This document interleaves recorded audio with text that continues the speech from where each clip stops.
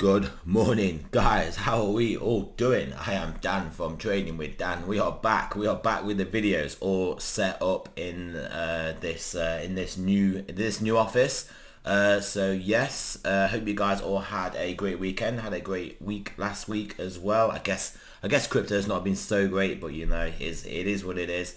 But yeah, so that all being said, we shall go straight over to those Bitcoin 4-hour charts. So yes, as we see last week, we dropped below this old support. It became new resistance.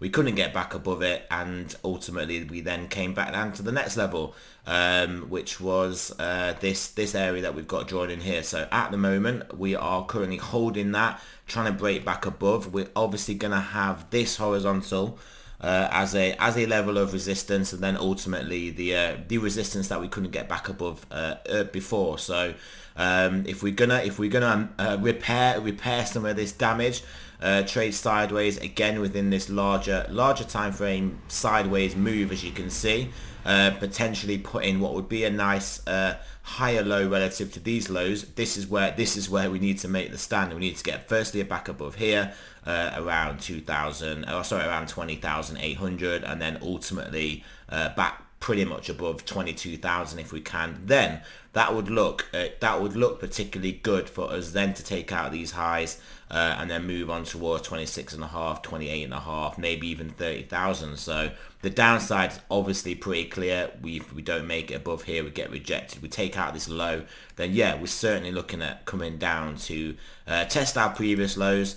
And we've also then got this level in here, this interim level, to be honest, of around 16,500, because ultimately if we take out these lows of around 17,500, I don't think it's just to come down to test the $16,500 level, $1,000 lower. It will most likely be to test towards this 15,000 dollar level. So yes, that is the downside, that is the upside. Let's keep our fingers and toes crossed. But yeah, let's look at some other markets. Obviously we got whacked in the S&P with Jerome Powell talking.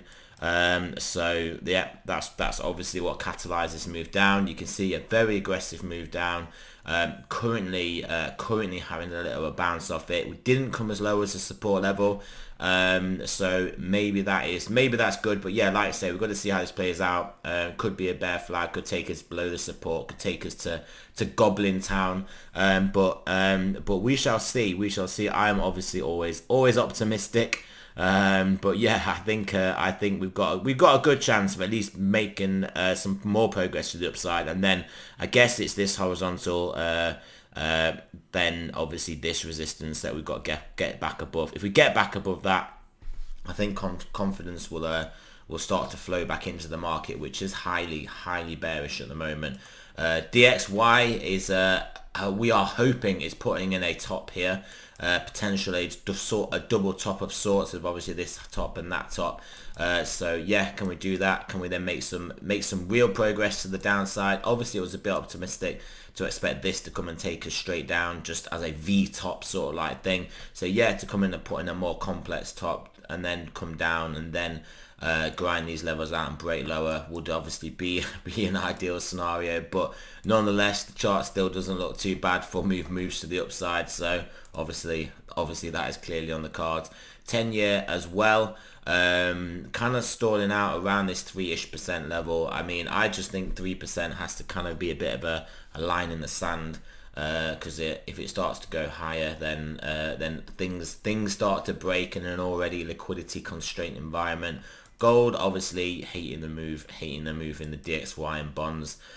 Oil catching a bit of a bid here. So basically what we could have is a lot of markets are correlated with the Chinese yen at the moment, because I mean, I guess that's then correlated with the Chinese economy, which is partially shut down, and there's some, I don't know, party conference or something over there for the CCTV and the CCP. And I think we could be getting announcements of obviously an opening up of China, because his increasingly indefensible zero COVID policies are not the most popular, and he needs to be a bit popular at the moment. So we could see that will obviously drive oil up. That will obviously help strengthen up the Chinese yuan, and that will basically is what risk markets have been correlated with, and that could obviously strengthen up risk markets. So whilst this oil move might not look good in the face of inflation, if the oil move is based on the fact China is gonna start firing all cylinders again, then yeah, we could be back onto the risk asset gains train. So yeah, let's have a look at Bitcoin dominance. Also pretty low here. Interesting to see with Bitcoin coming down, the dominance coming down also. We do know that that correlation has been the opposite historically, but we obviously know that we have this far superior asset here that is driving a lot of it. Ethereum at an important resistance level here, get back above here, above 1600, then roughly 1700. We could be looking good here. What is kind of driving this is this move back above this, currently back above this resistance area in the Bitcoin, in the Satoshi pairing.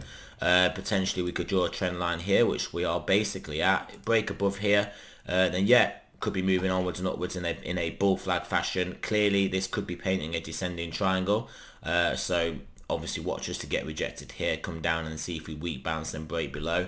That is the bearish case, but you guys know my opinions on this far superior asset. So yes, what else do you want to look at? Not much there really. Let's look at stochastics. Can we get saved here? Can we get saved? I suspect they're maybe not looking as good as we would like them to, but we shall have to see if they want to show them if the stochastics. Have I even just forgotten how to get the stochastics to come up? Where is it? Where are they? Why is it not? Why are they not coming up? Obviously I've reset something on my chart, so maybe we won't be able to do this today until I work this out. Yeah, no worries. There we go. No stochastics this moment on this video this morning, but yeah. So yeah, like I said, realistically we've got to hold here. We have got to hold here. Obviously, if stock markets continue this climbing up this wall of worry, don't take out these lows, potentially test here and then break above, then yeah, we'll be looking good. If we don't, if more selling comes in, we take out this horizontal, we will easily take this out. And I mean, realistically, we're going to be looking at around 15,000. So yeah, that is it, guys. Videos are going to be back on now. Thank you for listening. Remember, this is not financial advice. I'm not a financial advisor.